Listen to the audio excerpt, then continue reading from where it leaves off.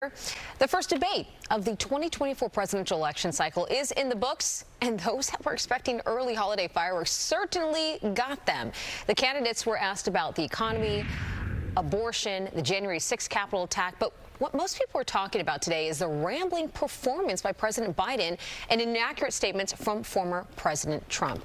Joining me now to break down last night's debate is Morgan McKay. Morgan, I know we both probably stayed up late to watch this. Look, I think at this point, everyone has seen on social media, they kind of know who won the debate. I would love for you to break down why Biden lost this, though.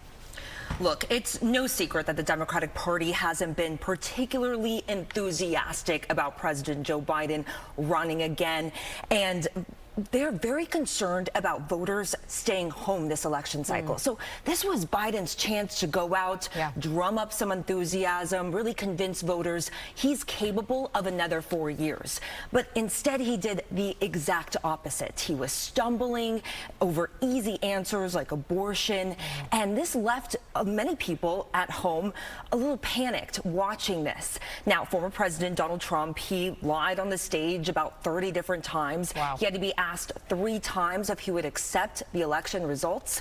Take a look at these 2 clips here.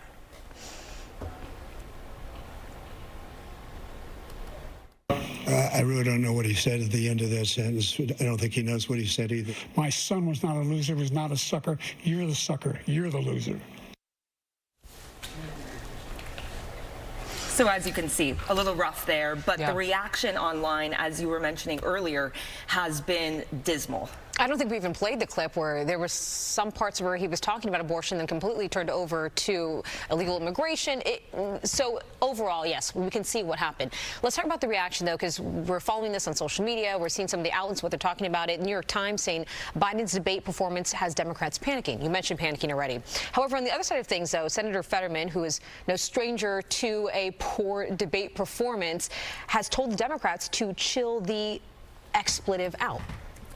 Exactly. So, you know, you have some longtime Democrats saying we need to find another candidate. We need to have President Biden step aside. You also have Democrats, though, saying, you know what, everybody has a bad debate. It's okay. You need to look at his record. It's not all about performance.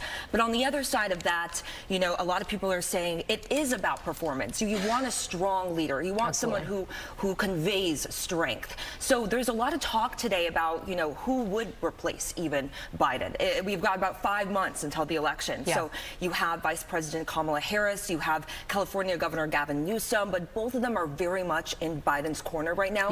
So it would be very difficult to find a replacement at this point. One of the things that was interesting was that you've seen the White House come out and say about 45 minutes into the debate, hey, he's dealing with a cold. He's dealt with it the past couple of days. That's why he sounds raspy, kind of a little bit hoarse. Why did they come out beforehand to maybe prep the people in terms of what they were going to see? That point is very interesting. And after the debate, Biden came out and said, yes, he was dealing with a sore throat. But a lot of the reaction, though, is, you know, a lot of people have been pointing at past articles of people talking about Biden's health has been declining, how he has been rambling a little bit in different areas.